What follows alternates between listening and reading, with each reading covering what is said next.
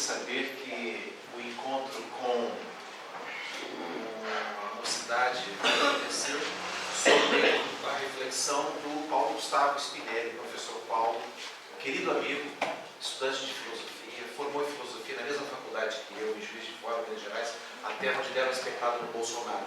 Pelo amor de Deus, não acho que Juiz de Fora é um lugar onde vai ter treca. A Marina Silva vai fazer uma visita lá semana que vem, já comecei a orar desde hoje, quando eu soube. Para que não vire um fenômeno histórico a cidade, ninguém resolver a eleição no primeiro turno. Não dá. A gente resolve essas coisas com estudo e com vigilância, com pressa. E assim a gente vai se organizando. Assim a gente vai se transformando naquilo que a doutrina dos Espíritos nos sugere, nos desafia. Sermos instrumentos da inspiração, da esperança, do entusiasmo, do algo aqui, onde nós nos encontramos. No trabalho, em casa, dentro da nossa intimidade, com as pessoas mais caras a nós, mais queridas a nós e mais antipáticas a nós também, a gente ter o que oferecer. Quando nos deparamos com uma grande quantidade de jovens nos procurando, porque estão com ideações suicidas, e eu os recebo numa clínica, eu trabalho como terapeuta, depois do trabalho da televisão, eu entro, abro minha clínica e vamos trabalhar. E a juventude está batendo a porta, desesperada. Eu fico me perguntando qual a razão disso. Por quê? Chamei um psicólogo, amigo, para refletir em nosso programa, que vai ao ar aos domingos pela manhã, não neste, mas ainda agora neste mês de setembro, principalmente no último domingo, no dia em que o Divaldo vai fazer o trabalho em Santo André, vai ter o programa do domingo de manhã. Dá para assistir e sair para acompanhar o Divaldo falando. Exatamente das causas que estão levando a juventude a ter essa propensão. E o fundamento da reflexão dos estudiosos do comportamento é exatamente a falta de estrutura emocional, a falta de base, de suporte psicológico para dar conta de tantas pessoas. Lá nos tempos da boa parte da maioria que está aqui, lá nos anos 70, 80, não havia tanta pressão assim. O jovem atravessava uma adolescência mais tranquilo. A infância já foi mais tranquila ainda. Subindo no pé para pegar fruta, brincando na beira do rio, não tinha carnaval de estrela para passar febre maculosa lá. Agora não pode nem colocar o pé, nem já sobe os bichinhos na sua perna. O negócio está feio. As pressões chegaram. A tecnologia chegou. O jovem está muito mais virtual do que real. É um problema entregar um celular para uma criança com 8, 9 anos de idade. É um problema. Ela implora, ela pede, porque ela fala, na sala de aula todo mundo tem, só eu que não tenho. Não vai ter. Vai sofrer até os 12 anos, mas não vai ter. Por quê? Porque você tem que interagir. A menininha de 7, 8, eu fui na casa de um amigo, tem trigêmeas. As três, cada um ganhou um celular chique, bonito, grandão assim. Aí todo mundo conversando e as três, pronto. Zero interação.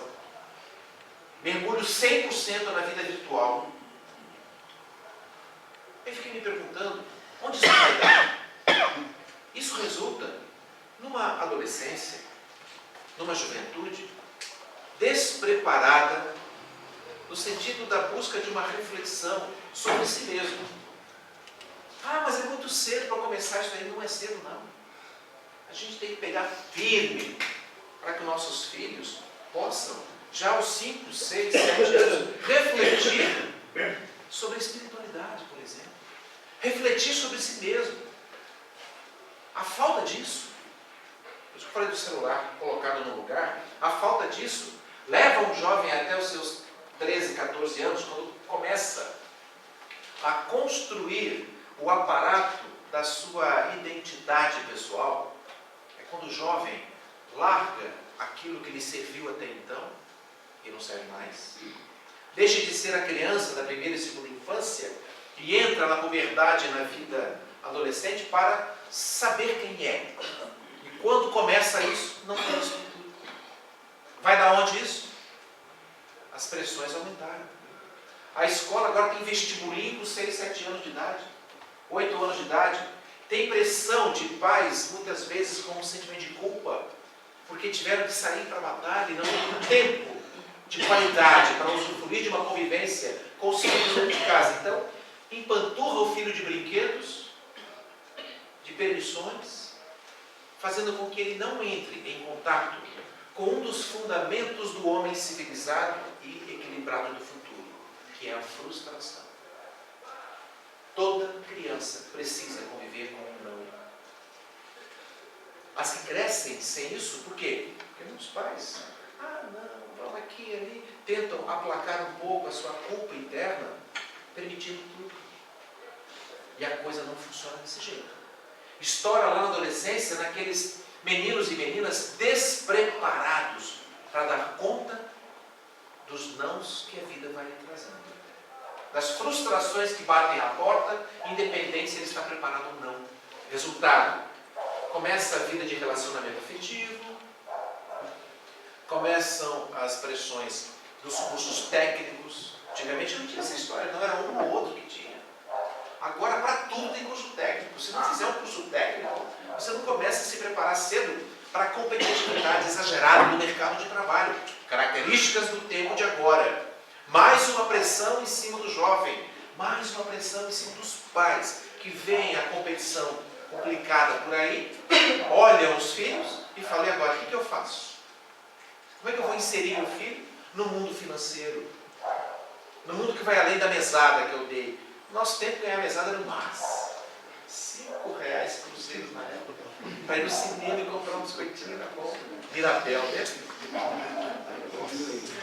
Aquela balinha de goma compridinha. Assim. Você estava feliz da vida. Hoje o moleque é em dólar. Vou protestar, quero aumento da minha mesada, passar para euro agora. E começa, meu celular agora que é um iPhone X. Meu próximo presente. E começa com essas coisas tecnológicas, mas que não carregam consigo um pouco. Eu quero ganhar para esse ano mais afeto do meu pai. Quero ganhar mais presença da minha mãe. Essas coisas não são reivindicadas, porque eles estão focados no ter, que é o que se vende para essa geração que está subindo, que é potencialmente consumidora. Esse é o mundo do ter. Mas as pressões, eu dizia que as pressões estavam chegando, e estão duras. As pressões estão aí. E lá na clínica, quando bate o jovem, ele chega sem suporte para dar conta de tantas pressões. E aí os conflitos implícitos da relação com pai e mãe começam a aparecer através dos transtornos alimentares. Anorexia, bulimia, obesidade mórbida. O jovem que não consegue dar conta dos seus questionamentos emocionais, corre para a comida.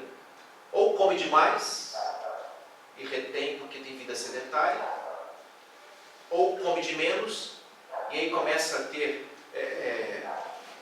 emoções desequilibradas porque vê no espelho uma realidade que não tem no corpo, acha que está gordo e não está, ou a bulimia que se alimenta, tem culpa, vomita para poder se alimentar de novo e assim vai. Transtornos de ordem alimentar, que nascem dos conflitos na relação com pai e mãe, sobretudo com a mãe. O transtorno alimentar tem uma raiz forte na relação com a mãe. Nossa, por que com a mãe? Tem que estudar para saber. A gente vai aprendendo que a coisa é assim. Nós que chegamos na categoria de pais, alguns aqui na categoria de avós, amorosamente avós, precisam ficar atentos a essas demandas da modernidade. Como é que eu resolvo as minhas questões de relacionamento com meus filhos rebeldes? Ensinando-os a se frustrar, ensinando-os a conviver com o não da vida, os nãos da vida, na hora certa. Que raiva que eu tenho de você. Por quê? Porque eu estou te falando que você tem que fazer isso? Eu te odeio. Eu não te amo. Eu Tinha alguém que falou assim, mas eu não preciso que você me ame. Eu preciso que você me obedeça. Amor aqui, querido, quem tem que sentir sou eu por você. Daqui a um tempo você vai perceber que já está acontecendo, mas não é a questão agora. Me obedeça que tudo vai dar certo. Eu sei mais do que você. Eu tenho responsabilidade em relação a você. Não é uma pegada ditatorial. É um exercício firme e assertivo do amor. Nós, pais, temos que tomar conta disso. Para que os nossos filhos que chegam nessa fase da vida não se sintam desestruturados quando as pressões começam a ocorrer. Estou cuidando lá de um caso agora, que é de um casal cujo filho se matou. E eles estão elaborando a perda já há alguns meses. E não está fácil. Onde foi que eu errei? Como? Que recados ele estava dando para a gente que eu não ouvi? Para eu ter impedido o ato da pessoa se enforcar. Nós temos que atuar na prevenção. Esse é o grande desafio da vida. Refletir sobre o valor da vida, uma palestra dentro de um mês, que trata da cor amarela, setembro amarela, cor de prevenção. Quando pinta amarelo no semáforo, o bom motorista deveria parar, né? Ou começar a pensar em segurar lá, porque logo depois vem o vermelho. Então, é um sentimento preventivo que devemos ter. E a melhor prevenção para nós outros que estamos buscando a reflexão e o bom senso espírita do pensamento é o amor. O amor pleno, o amor vivido intensamente nos nossos laços mais íntimos, nos bastidores do nosso quarto, do nosso lar.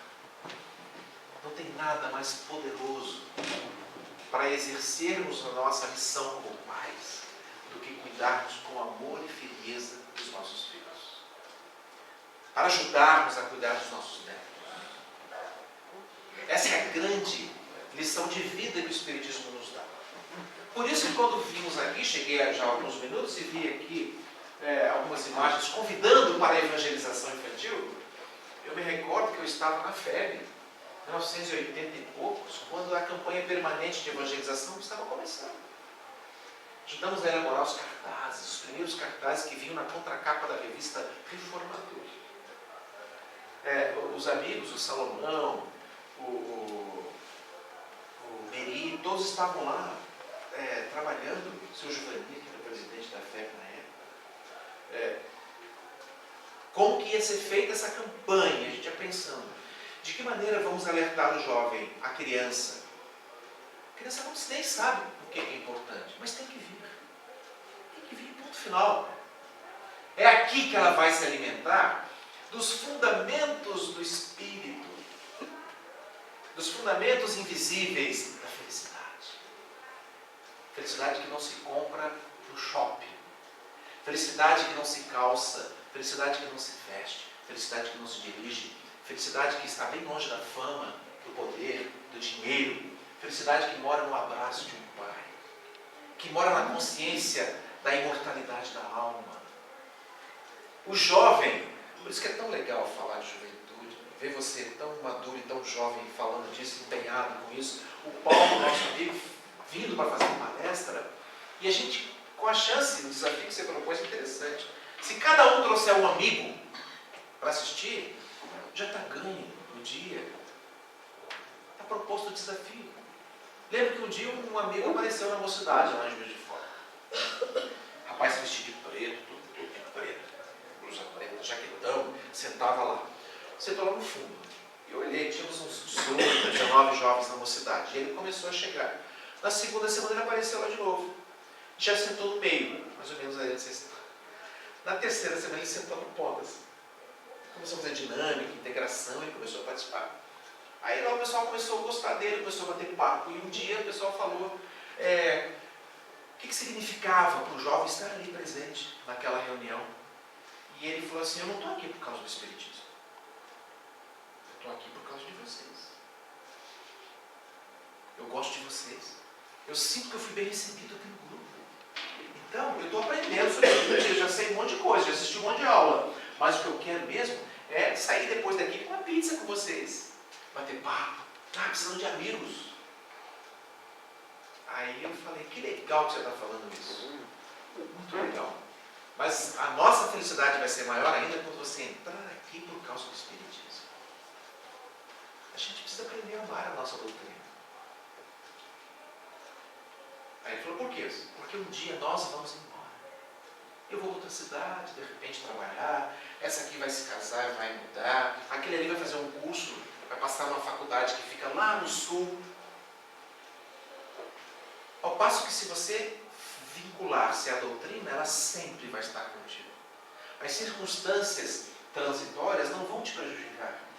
Porque este amigo que você fez hoje aqui vai um dia estar longe. Você vai fazer outros amigos. Porque a matriz da amizade, que é a consciência espírita, vai com você para onde você for. Aí olhando tudo isso, a gente vê o quanto que é importante, lá na primeira infância, dentro de casa, os pais terem aquele suporte da segurança, do acolhimento, do continente, da confiança, para que o filho tenha onde repousar as suas vulnerabilidades. Na hora do remédio, ter alguém que o dê. Na hora de acordar com um pesadelo à noite, vai lá a mãe ou o pai e fala, o que foi, meu amor? Eu estou sonhando com vampiros. Às vezes pode até ter desespero. Não fala disso, não fala.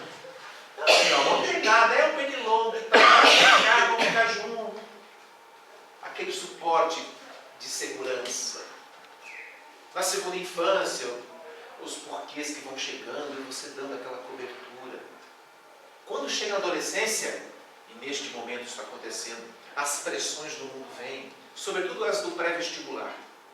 Tem cursinho que provoca uma pressão tão grande por bons resultados, por boas notas, que se a criança não tiver uma estrutura, o jovem não tiver uma estrutura, ele sucumbe emocionalmente.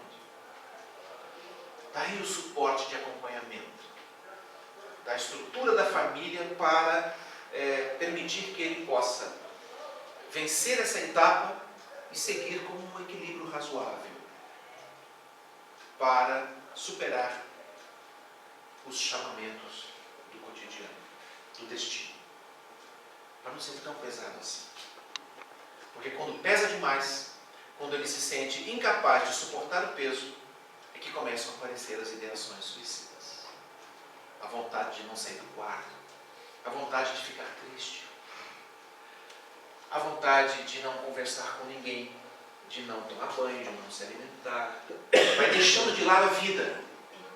Mas se esse jovem foi uma criança que entrou em contato com o Evangelho do Cristo, sob a luz do pensamento espírita, do sentimento espírita vivido pelos evangelizadores, ele vai ter suporte para poder decidir. Poxa, mas eu aprendi no centro que é tão legal viver, eu aprendi no centro que é tão importante tudo isso, então eu vou dar conta. Que história é essa? Mas não estou conseguindo suportar. Chama alguém para ajudar. Nós não estamos sozinhos. E se tropeçar, e quantas vezes já não tropeçamos por aí? Quantas vezes já não caímos no nosso dia a dia? Eu não conheço um que não tenha passado por situações dramáticas. O repertório da literatura espírita nos ajuda a compreender cada um desses momentos.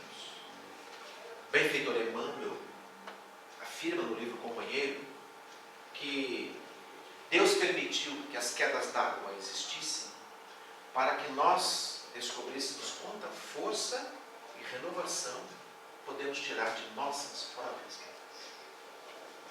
Já que todos caímos, que cada queda seja um ato de resiliência, de superação, de sublimação, de superação e de retomada do entusiasmo. Porque alguns pegam, caem, ficam lá gemendo. Meu Deus, que desespero. Outros pegam, caem, sofrem uma semana, duas, pronto. O que eu tenho que fazer para dar conta? O que eu tenho que fazer com amor, com entusiasmo, com esperança? Viver é isso, renovar-se. e ajudar o outro a se renovar também. Uma vez eu fui fazer um trabalho numa cidade chamada Monte Santo de Minas, bem no interior do interior, lá do interior de Minas Gerais. Era um encontro de jovens, e para chegar lá, na época eu não dirigi, era muito jovem, peguei um ônibus lá em Juiz de Fora e fui. Aí cheguei numa cidade chamada Guaxupé e tive que trocar de ônibus para poder ir lá para outra cidade que não sabia onde que era, eu tinha que chegar lá. E a galera estava toda, 7, 8, 9 cidades reunidas para um encontro de jovens. Tinha 1000 jovens lá. Eu ia fazer um trabalho com eles. Eles me encontraram num congresso espírita que foi realizado em Poços de Caldas. Nos conhecemos lá e depois surgiu essa oportunidade. Chegou em Guaxupé, o carro que vinha buscar quebrou. Aí o moço falou assim, você vai ter que dormir aqui, porque não vai ter como ir.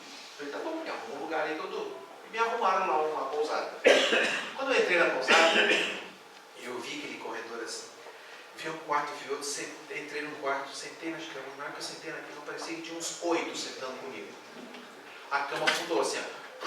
Eu falei, Jesus. Eu entrei depressa e falei assim, meu Deus, eu consigo dormir sozinho hoje. Mas não consegui. Aí eu peguei a malinha, eu vou lá para arrumar outro lugar aqui. E eles que se viram depois, acerta lá. Porque essa pousada era da mãe, parente de um dos organizadores do evento. Mas não deu certo não, o negócio estava pesado. Aí eu fui para um outro lugar. Eu sei, no outro dia de manhã apareceu um carro lá. E fomos para a cidade. Falamos a noite inteira, domingo, aí no domingo de volta. Não dava para sair de lá. Tinha que pegar um ônibus lá embaixo. Aí eu peguei o ônibus domingo de manhã para ir para Varginha. Depois de Varginha para Três Corações. Depois de Três Corações, 2 ônibus. Uma saga. Aí eu pensei, meu Deus, o que eu fui arrumar? Aí na hora o benfeitor falou assim, Paulo de Tarso ia a pé. Rodou 100.000 quilômetros a pé, divulgando o cristianismo. Nossa, esse ônibus está bom demais. Que beleza, até comia uma frutinha, as paradas. Na saída de Guaxupé, o ônibus começou a encher. Sabe aquele que vai parando? Se a cabra faz assim, o ônibus para. No meio do caminho, o povo entrando com ovo. Entrou com uma sacola de ovo, o povo começou a ficar em pé e ninguém do meu lado.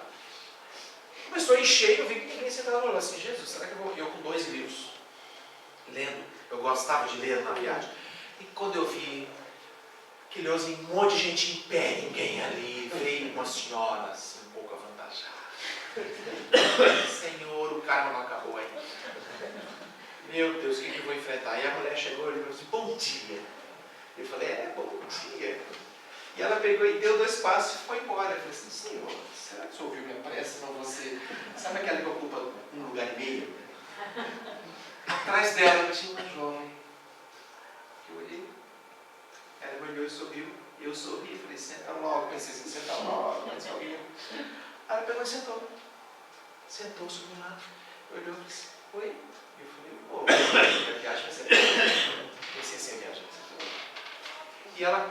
Depois de uns 5 minutos, o ônibus parou umas 28 vezes antes de chegar em Varginha. E ali, ela olhou assim para os meus livros. O que você está lendo aí? Eu falei, eu estou lendo aqui um livro sobre psicologia que eu gosto muito.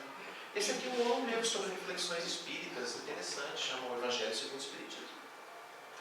E tem um outro aqui que é o Ceareiros de Volta, um livro do espírito, de vários espíritos, pelo médium Valdo Vieira, um livro maravilhoso de estudos para a atitude espírita do dia a dia. Sensacional. Ceareiros de Volta, publicado pela Federação Espírita Brasileira. Ela olhou, eu gosto desses assuntos, eu sou católica, sabia? Não sabia, não. Mas o negócio é o seguinte, eu estou desesperada. Opa, o que houve? Eu estou querendo acabar com a minha vida. Na hora que ela falou isso, eu falei assim, Senhor, já vi que o trabalho não acabou mesmo. Aliás, quando uma palestra termina, começa outro tipo de trabalho. É o povo entregando um papelzinho com o nome, reza para mim. Leva lá, aí vem o nome 12, assim, minha família está complicada. Assim, o endereço está aqui, por favor. O povo às vezes transfere uma certa responsabilidade. Porque confia, porque minha prece é do seu desejo de que as coisas melhorem, do seu desejo de entrar em conexão com o óculos. Então você ajuda lá, então ajuda cá, vamos lá. E aí ela olhou e falou, por que você está acontecendo isso? Porque eu acho que eu estou ficando louca. E não dá para viver como louco na vida. O que houve? Eu estava lá em casa, moro eu e minha mãe, eu estudei a vida inteira em escola de freira, e eu muito assim, centrada naquelas coisas, eu comprei uma revista na banca sobre meditação e comecei a meditar. Comecei a ler e gostei muito daquele assunto, comecei a meditar. E quando eu me vi, eu estava assim, meio que flutuando em cima da cama. Como assim? Eu estava assim, acima da cama. A coisa estava tão interessante, mas tão legal, e eu mudei minha respiração, me concentrei pela regrinha que eu vi na revista, e minha mãe bateu na porta. Eu levei um susto, eu caí e quebrei a cama. Aí eu falei, não. Minha mãe falou assim, você está ficando louca. Isso é coisa de doido. Cuidado. Então, eu acho que eu estou ficando louco. Eu falei, não, eu acho que isso não é motivo para ficar louco. Jesus levitava. E ela falou, não, mas tem mais. Tem mais o quê? Não, eu tenho um namorado. Meu namorado mora em Campinas. Bom, de vez em quando ele vem, fim de semana ele vem. Eu estava em casa, eu gosto de escrever, eu fico à noite, às vezes não consigo dormir, eu fico à noite com a penumbrinha lá no meu quarto escrevendo poesias. E eu estava lá e de repente, eu senti uma leve tontura, eu pus a mão assim, aí abriu uma tela de cinema na minha frente. Olha a linguagem dela. Uma tela de cinema na minha frente, eu comecei a ver umas imagens. Aí eu falei, pronto, evidência.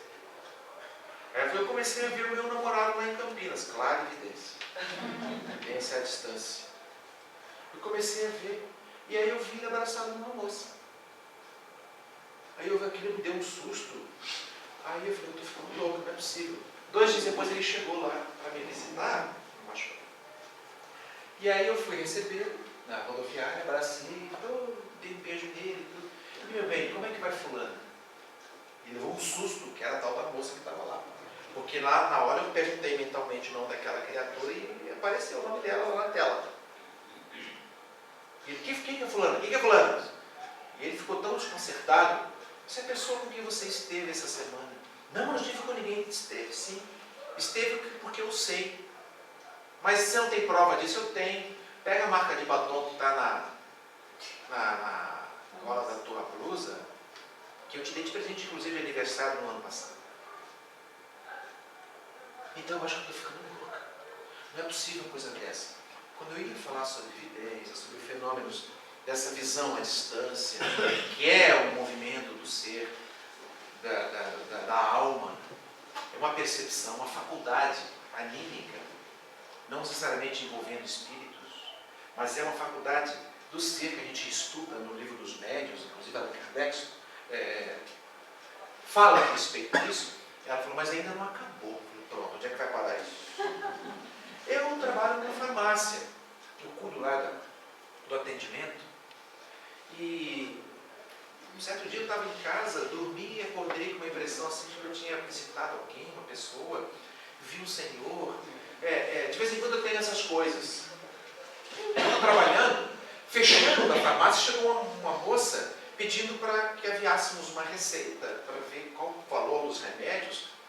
E aí o meu caixa estava fechado, e a amiga estava fechando dela, falou assim, não dá mais tempo, a farmácia está fechando. Eu falei, peraí, vem cá, traz aqui, que eu vejo para a senhora.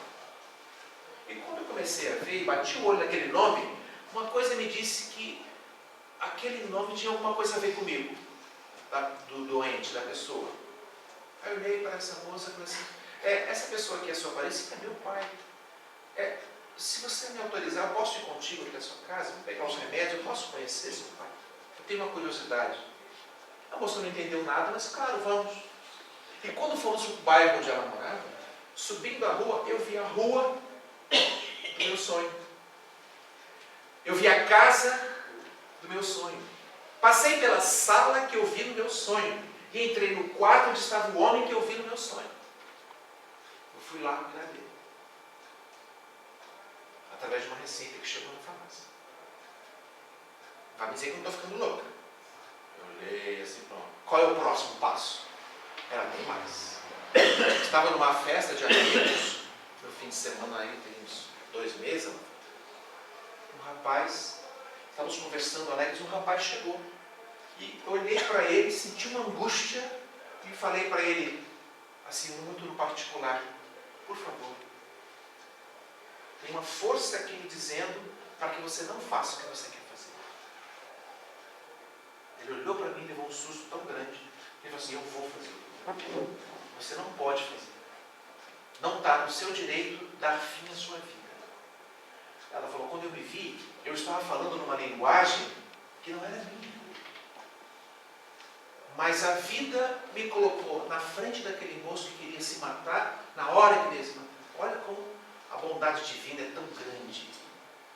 Mas o rapaz se atirou lá dentro. Ela falou, tive um susto tão grande, mas tão grande. Falei, vai, conta o próximo caso. Ela falou, eu estava numa outra festa com amigos e chegou uma moça. E a conversa entre as meninas era sobre engravidar ou não engravidar, ia, não ia. E ela, essa moça se posicionou dizendo, comigo não acontece isso. Já tentei várias vezes, não engravido, então não adianta. Mas também se eu engravidar, eu vou tirar. Começou o assunto de aborto, coisa toda. E enquanto eu ouvia em silêncio a conversa, na minha mente começou a ter um círculo, começou a girar bem aqui na frente, começou a girar, e eu fui direto no ventre daquela moça. E vi uma luz acesa lá dentro. Olha a linguagem dessa mulher. Devia ter uns 28, 29 anos, essa jovem com quem eu conversava. E ela falou assim, eu fui direto no ventre, e vi uma luz lá. Eu falei assim, olha, tome cuidado com o que você diz, porque você pode estar grávida. Eu falei, não, isso é difícil, não vai acontecer, não, eu tenho problema. Cuidado, porque você pode estar grávida. A vida pode estar batendo na tua porta. E dali um tempo a moça me procurou na farmácia para dizer, é isso mesmo. Como é que você sabia? Você é meio bruxa? Aí eu me lembrei do que a mãe me falou. Me lembrei do que a mãe me falou, que eu era meio bruxa, com essas coisas acontecendo comigo, então que eu estava meio louca. Aí quando eu explicar tudo a respeito dessas percepções extrasensoriais, dessas percepções, a viagem já estava circulando, quase chegando, eu falei assim, mas eu tenho mais uma coisa para te contar. Falei, então vai. Ontem, eu estava em casa, cansado do dia de trabalho, eu trabalhei sábado no plantão, quando a minha amiga, aquela amiga que eu vi, estava sentada lá, saudando, tchau, me chamou, pediu para eu vir com ela para visitar os parentes dela que fica aqui em Eloy Mendes, cidadezinha perto de Varginha. E a gente estava chegando na cidade. Ela pediu para eu vir com ela. E eu falei, estou afim, estou cansada, quero aproveitar o domingo para descansar, vou trabalhar muito na segunda-feira. Então eu pensei, puxa vida, eu não estou querendo vir. Aí de repente, ouvi uma voz dizendo assim, vá nessa viagem. Eu perguntei para essa voz, mas vai por quê? Clare audiência.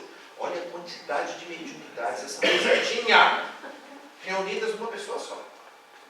E eu perguntei, por que eu devo isso? Porque você vai se encontrar com uma pessoa que vai te explicar que você não está ficando louca. Estava muito angustiante para ela. Ela estava tendo ideias de se matar, verdadeiramente. E para não ter dúvida, eu perguntei, mas quem é essa pessoa? E aí apareceu você. Falei, o que apareceu de mim? Apareceu seu braço, cabelo branco, assim. Apareceu você. E eu gostei. Então eu vou na viagem. Eu falei, opa, então. Aí eu percebi por quê que o banco não tinha sido preenchido. Mesmo com um monte de gente em pé. Eu fiquei imaginando o que a espiritualidade não fez para ninguém sentar. Imagina, o povo vai entrar e vem uma pessoa sentada ali. Mas ela não viu. E ela falou assim, pronto, agora você pode me falar o que você tem para me dizer. Porque tem mais coisa para eu falar. Então, está chegando a sua cidade e agora eu vou falar. Não vai dar tempo. Eu dei os ceareiros para ela. Passei o evangelho para ela. Falei assim, você vai estudar tudo isso daí. Porque o evangelho é para você educar a tua alma. E eu vou te mandar por correio o livro dos médios para você educar a tua mediunidade. E você vai procurar uma casa espírita para você se educar como ser humano. Aí eu fiquei pensando assim, meu Deus do céu, quantas faculdades, quantas possibilidades de trabalho as pessoas têm, que por falta de conhecimento se perdem pela caminhada. No caminho da minha casa até o meu local de trabalho, a televisão, tem um monte de pedra, aquela frutinha, a morinha, e o povo passa e fica pegando. E corre, uns que levam a cesta, às 6 da manhã, o povo catando a mora no meio do campo, pegando as coisas. Mas muitas se perdem por ela. Eu vejo no chão, o cachorrinho vem e come. Quantos dos nossos talentos se perdem por falta de investimento?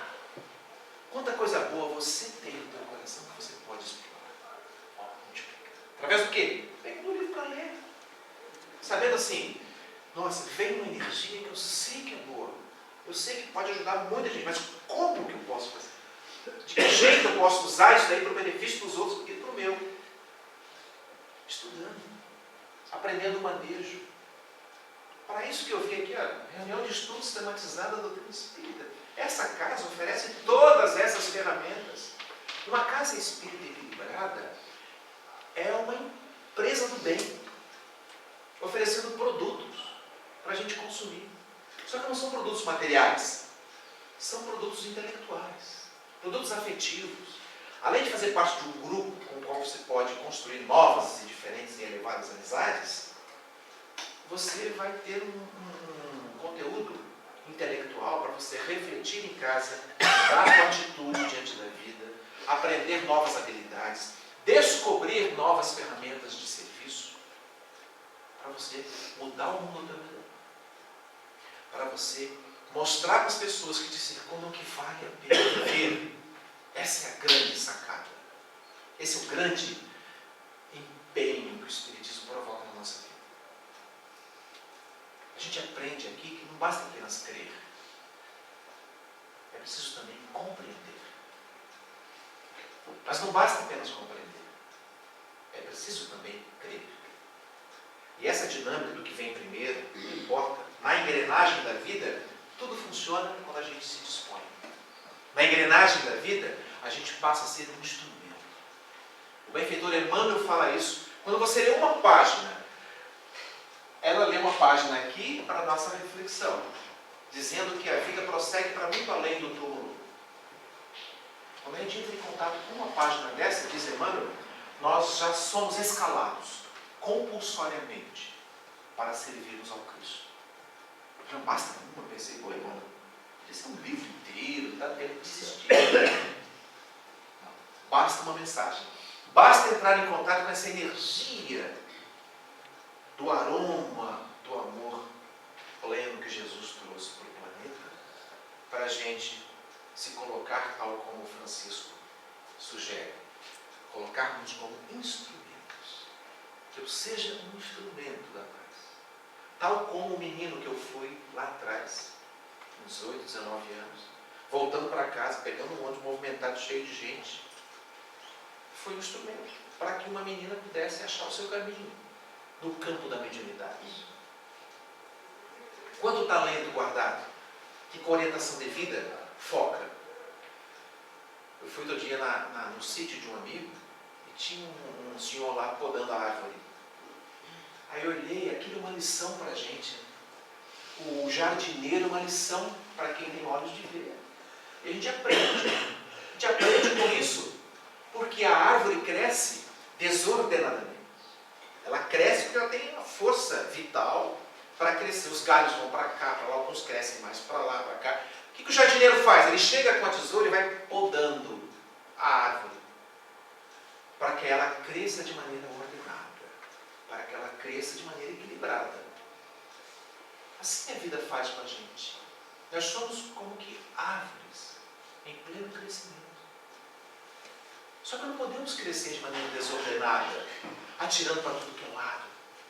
Temos que ter foco, temos que ter sentido, temos que ter meta, temos que ter planejamento, temos que ter uma ordem interna, uma organização interna para que na hora da execução tudo chegue mais rápido. fazer de qualquer jeito não dá. Tem um amigo que fala que quando eu vou rezar, eu rezo até com a mão esquerda para rezar, o pessoal faz sinal, coisa que é um atavismo. Nós não precisamos disso. A concentração é a nossa prece. A concentração é a prece permanente. O Evangelho diz: orai sempre e nunca deixai de orar. Eu fiquei me perguntando, como assim? Você me encontra, vamos ali no Coronel comer ali está muito caro, para outro lugar. Vamos comer, eu falei, não, agora não que eu estou orando. Mas por que você está orando agora, nessa hora? Não, porque Jesus falou no Evangelho para orar sempre. Logo, se eu tiver uma lógica funcionando, eu percebi que não é bem isso que Jesus quis dizer. Orar tem várias formas. Uma delas é a prece, conforme você fez agora aqui. Uma invocação, um pedido de amparo verbal. Mas a prece a que Jesus se refere é uma atitude diante da vida. É o prazer de viver e a ordem mental para que eu possa fluir de maneira ordenada. Para que, se ele for ao sair e o serviço for preciso, eu esteja pronto para servir. Na hora que for convocado, que eu seja um instrumento da vossa paz. Eu me ofereço como instrumento e o serviço vem. O Espírito André Luiz fala no pórtico da obra Nosso Lar, comecinho, primeira página, está lá em cima. Está escrito assim, Nosso Lar. Em cima está escrito, quando o servidor está pronto, o serviço.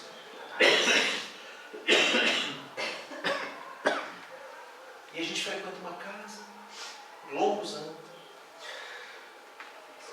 E às vezes acha que a gente é frequentador. Chegou a hora de mudar o estágio.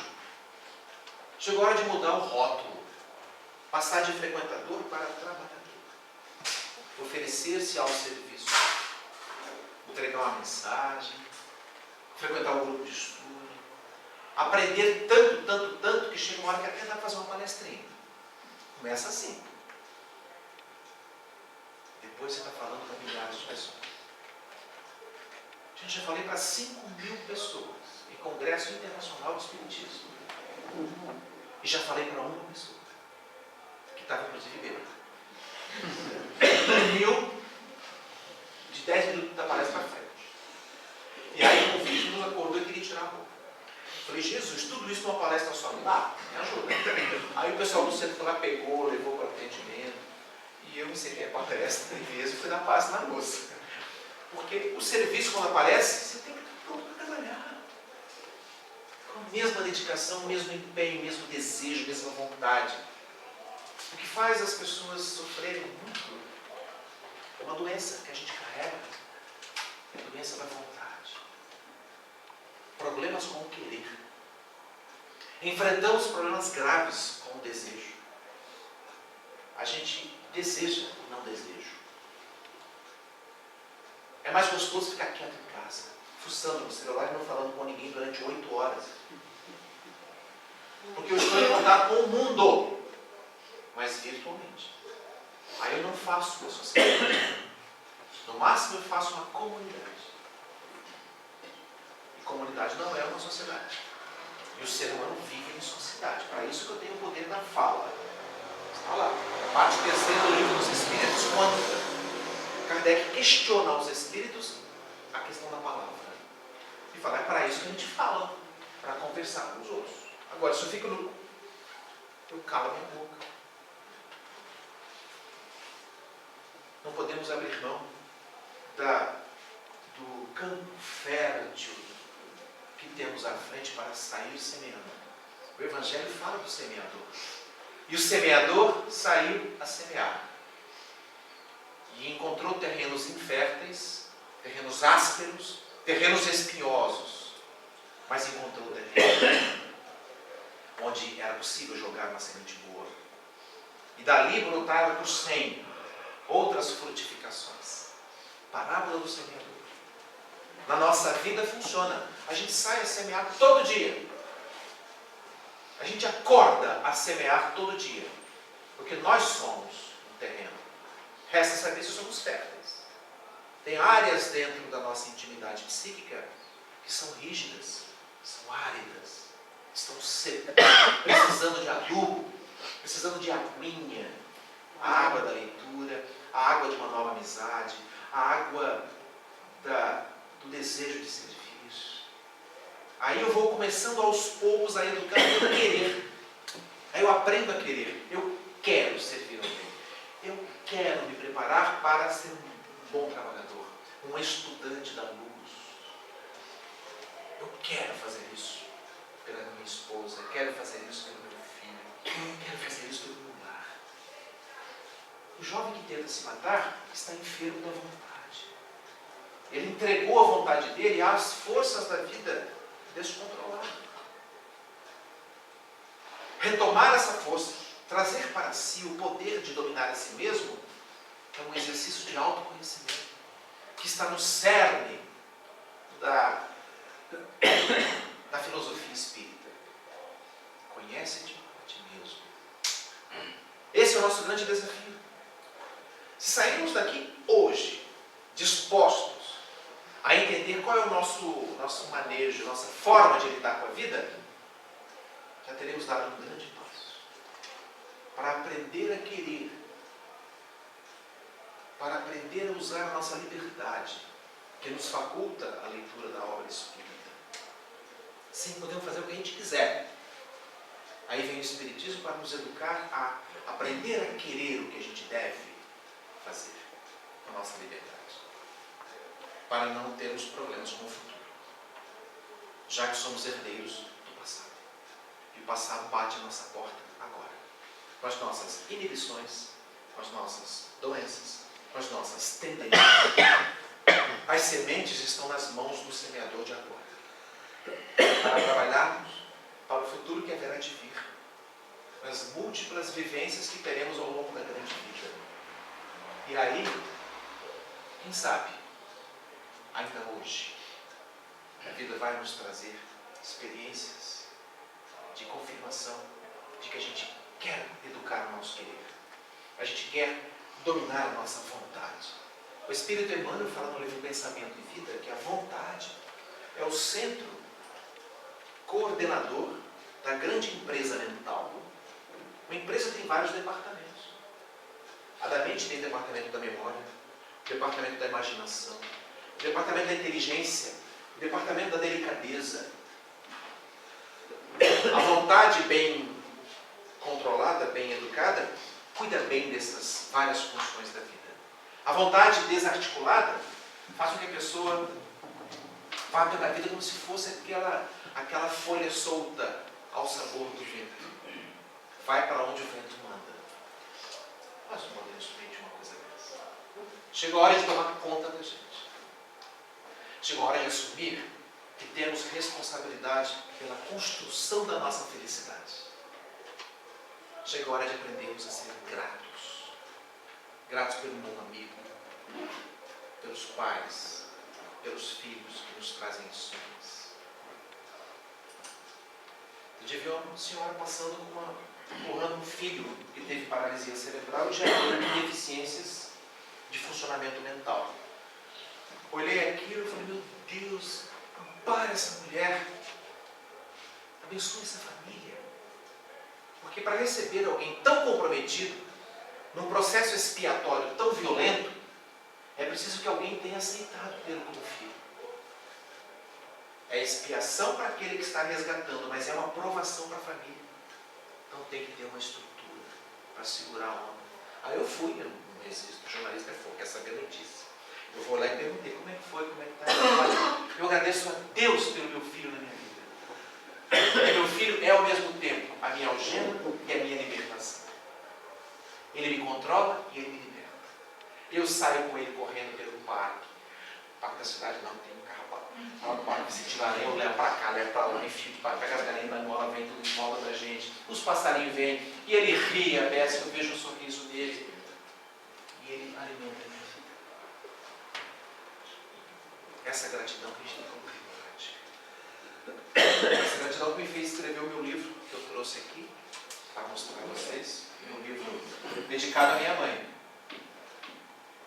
Casa que mãe. Aqui que eu falo da experiência da minha mãe, que faleceu em 2012 com problemas respiratórios. E conta a história da casinha que a gente viveu lá na infância. Desse tamaninho, mas ali nessa casa coube ela, meu pai e mais 6. De gato, galinha, cachorro, jardim, porta, poço, tanque.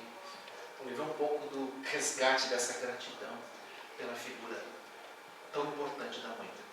Com seus defeitos, com seus acertos, com suas ideias, que estão guardadas na memória afetiva.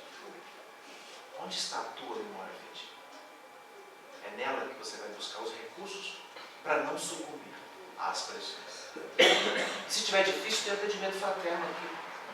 Terças e quintas, né? Às 7h20. Segundas e quintas. Estou por dentro da programação da casa. Eu vi tudo ali, ó. É para a gente não ficar à toa. A gente olha ali para poder aprender, aproveitar e usufruir da casa. Para a gente treinar essas habilidades afetivas. Uma delas é a gratidão. Outra delas é a simpatia. Outra é o desejo de servir, de fazer novos amigos. E de agradecer a Deus pela oportunidade desse encontro. Que a gente saia daqui hoje levando a melhor das nossas esperanças.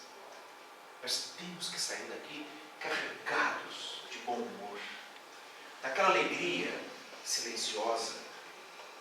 Que o amigo que está em desespero, mas não revelou isso para ninguém, olha para nós e fala, é ali que eu vou conversar. E você tem 5 minutos disponíveis para oferecer. Essa é a hora em que a gente cuida dos amigos. Levai os fardos uns dos outros, diz Paulo na carta aos Gálatas. Confessai-vos uns aos outros. É a hora em que a gente compartilha, que a gente constrói uma família cósmica. A Casa Espírita tem uma experiência dessa. Estamos aqui, cada um vindo da sua casa, construindo um lar em comum, onde nós aprendemos a agradecer. Agradecer a Jesus, sobretudo. Dizendo a Ele, Mestre querido, nós te agradecemos. Nesse instante de alegria, a paz que nos anuncia, a vida superior. Por nossa esperança em festa, pelo pão, pelo agasalho, pelo suor do trabalho. Louvado seja, Senhor. Envoltos na luz da prece, louvamos-te os dons supremos, as flores que te trazemos, cantando de gratidão. Felizes e reverentes, rogamos-te, querido amigo, a bênção de estarmos agora contigo, nesta casa, bem fundo no nosso coração.